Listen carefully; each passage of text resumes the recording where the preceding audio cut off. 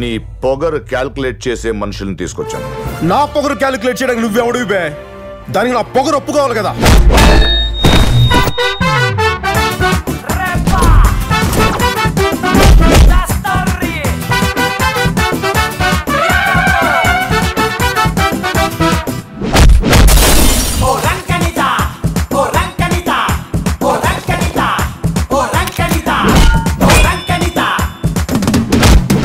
నిన్ను మీ బాబుని Delhi guest house నుంచి బయటికి తీసుకొచ్చి బట్టలు తీసుకొస్తే ఎలా ఉంటుందో ఈ రోజు రాష్ట్రం అలాగుందిరా.